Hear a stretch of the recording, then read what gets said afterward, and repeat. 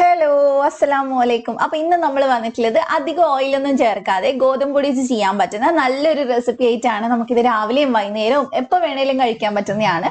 ഒരുപാട് ഇൻഗ്രീഡിയൻസ് ഒന്നും വേണ്ട, വീട്ടിൽ എപ്പോഴും ഉള്ള കുറച്ച് സാധനങ്ങളെ വേണ്ടുള്ളൂ. അപ്പൊ എല്ലാവരും ട്രൈ ചെയ്ത് നോക്കുക. ആദ്യമായിട്ട് ഈ ചാനൽ കാണുന്നവരുണ്ടെങ്കിൽ ഒന്ന് സബ്സ്ക്രൈബ് ചെയ്യുക. അപ്പൊ നമുക്ക് വീഡിയോയിലോട്ട് പോവാം.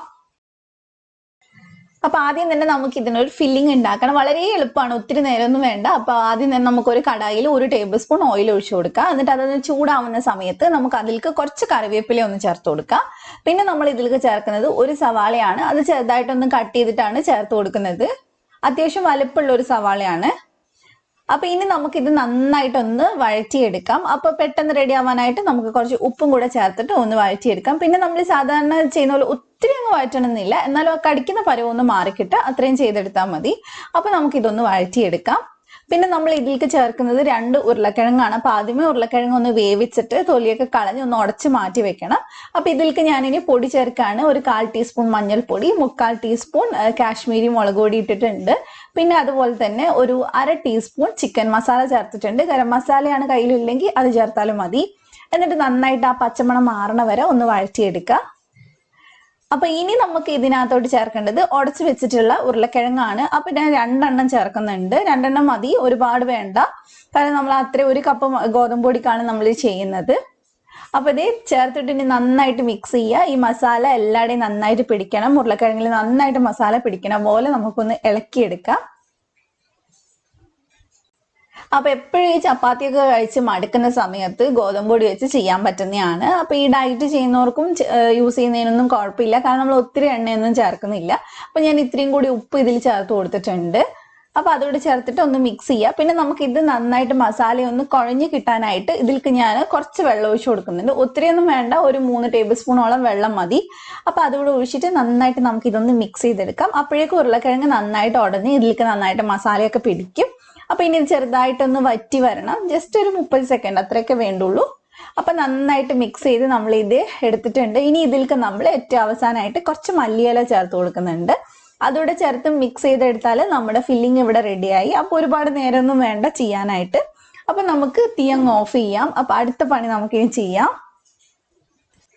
അപ്പൊ ഇനി നമുക്ക് ഇത് ഉണ്ടാക്കാനായിട്ട് വേണ്ടത് ഗോതമ്പ് പൊടിയാണ്. അപ്പൊ ഞാനിവിടെ 1 കപ്പ് ഗോതമ്പ് പൊടിയിലാണ് ചെയ്യുന്നത്. അപ്പൊ ഒരു ബൗളിലേക്ക് നമുക്ക് 1 കപ്പ് ഗോതമ്പ് പൊടി ചേർത്ത് കൊടുക്കാം. നിങ്ങൾക്ക് വേണമെങ്കിൽ മൈദ വെച്ചും ചെയ്യാം. കുറച്ചൊരു ഹെൽത്തി ആവാൻ വേണ്ടി ഗോതമ്പ് പൊടി എടുത്തന്നേ ഉള്ളൂ. പിന്നെ ഇതിലേക്ക് ആവശ്യത്തിന് ഉപ്പ് ചേർക്കുക. അതുപോലെ തന്നെ നമ്മൾ ദോശയുടെ പരുവത്തിൽ ഇതൊന്ന് കലക്കി എടുക്കുന്നുണ്ട്. അപ്പൊ അതിന് ആവശ്യത്തിനുള്ള വെള്ളം ഒഴിച്ചിട്ട് നന്നായിട്ട് ഇതൊന്ന് കലക്കിയെടുക്കാം. നമ്മൾ സാധാരണ ഗോതമ്പ് ദോശ ഉണ്ടാക്കില്ലേ, അതേ പരുവം തന്നെ, വേറെ വ്യത്യാസമൊന്നും ഇല്ല. അപ്പൊ നന്നായിട്ട് ഇതൊന്ന് കട്ടയൊന്നും ഇല്ലാതെ നന്നായിട്ടൊന്ന് ഇളക്കിയെടുക്കുക. അപ്പത്തേ ഞാൻ ചെയ്തെടുത്തിട്ടുണ്ട്. ഈ ഒരു പരുവത്തിൽ മതി. ഇനി നമുക്ക് നമ്മൾ എപ്പോഴും ചെയ്യണ പോലെ തന്നെ ഗോതമ്പ് ദോശ ഉണ്ടാക്കിയെടുക്കാം. അപ്പൊ പാനിൽ വേണമെങ്കിൽ ഓയിൽ ആക്കി കൊടുക്കാം, ഇല്ലെങ്കിൽ കുഴപ്പമില്ല. അപ്പൊ നമുക്ക് ഒരു 2 ചെറിയ തവി മാവ് ഒഴിച്ചിട്ട് നന്നായിട്ട് നമുക്ക് ഇതൊന്ന് ചെയ്തെടുക്കാം. ഒരുപാട് കട്ടി ആയി പോരുത് ദോശ, അതുപോലെ തന്നെ ഒത്തിരി തിന്നും ആവണ്ട, കാരണം നമുക്കിത് മടക്കുന്ന സമയത്ത് ചിലപ്പോൾ പൊട്ടിപ്പോവും ഒരുപാട് തിന്നാണെങ്കിൽ. അപ്പൊ ഇനി നമ്മളിത് ആ സൈഡ് ഒന്ന് വെന്തിട്ടുണ്ട്, തിരിച്ചിട്ട് കൊടുക്കുന്നില്ല. അപ്പൊ തന്നെ നമ്മൾ അങ്ങ് എടുക്കുകയാണ്. ഒറ്റ സൈഡ് റെഡി ആയാൽ മതി, 1 മിനിറ്റിനുള്ളിൽ സംഭവം റെഡി ആവും. അപ്പൊ ഇതേപോലെ തന്നെ ബാക്കിയുള്ള ദോശകളൊക്കെ ചെയ്തെടുക്കുക. അപ്പൊ തിരിച്ചിട്ട് കൊടുക്കരുത്, തിരിച്ചിട്ട് കൊടുത്താൽ നമുക്ക് പെട്ടെന്ന് ഒട്ടിച്ചെടുക്കാൻ പറ്റില്ല. അപ്പൊ ഇതേ നമ്മുടെ അടുത്ത ദോശയും ഇവിടെ റെഡി ആയിട്ടുണ്ട്. അപ്പൊ ഇനി നമുക്ക് ലാസ്റ്റ് സ്റ്റെപ്പ് ചെയ്യാം. ദോശ എടുക്കുന്ന സമയത്ത് പൊട്ടിപ്പോവാതെ ശ്രദ്ധിക്കുക.